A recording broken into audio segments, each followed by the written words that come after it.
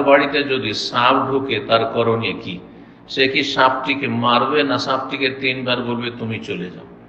এই মর্মে নবী সাল্লাল্লাহু আলাইহি ওয়াসাল্লামের হাদিস রয়েছে সহিহ মুসলিমে, অন্যান্য হাদিসের কিতাবে, যে যেসব সাপ দেখা যায় তার দুটো অবস্থা। একটা হচ্ছে বাড়ির ভিতরে, ঘর বাড়িতে, একটা হচ্ছে বাড়ির বাইরে। বাড়ির বাইরে গ্রামে শহরে রাস্তাঘাটে অথবা মাঠে ঘাটে দেখা যাচ্ছে। মাঠে ঘাটে রাস্তাঘাটে বাড়ির বাইরে দেখা যাচ্ছে, আপনি সাপ মেরে দেন, কারণ মানুষের জন্য ক্ষতি সাধনকারী। অবশ্যই সাপ দেখলে মেরে দেবেন বাইরে হলে। কিন্তু বাড়িতে যেসব সাপ দেখা যায় সেসব সাপকে হাদিসের ভাষায় আওয়ামেরুল বুয়ুত বলা হয়েছে। সাপের রূপ ধারণ করে অনেক সময় জিনেরা থাকে, সাপের রূপ ধারণ করে অনেক সময় জিনেরা থাকে। জিনের একটি বদ অভ্যাস যে বেশিরভাগ ওই সাপের রূপ ধরতে পছন্দ করে। তো বাড়িতে যেসব সাপ দেখা যায় সেগুলি সাপও হতে পারে। তো সাপ মারলে তো অসুবিধা নেই, আপনার ক্ষতির আশঙ্কা নেই, কিন্তু জিন হওয়ারও সম্ভাবনা রয়েছে।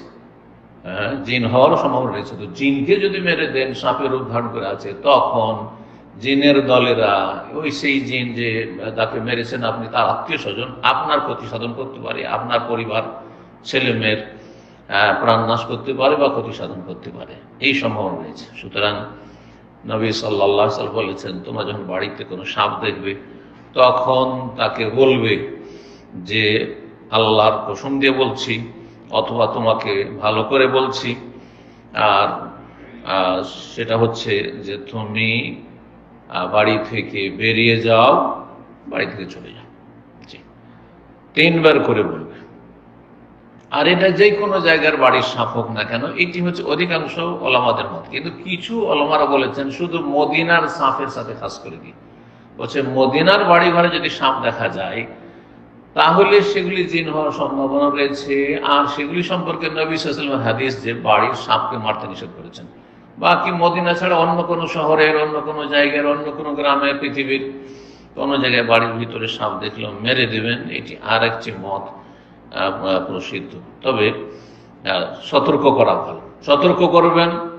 আর তারপর সাপ চলে গেল, চলে যেতে দেন।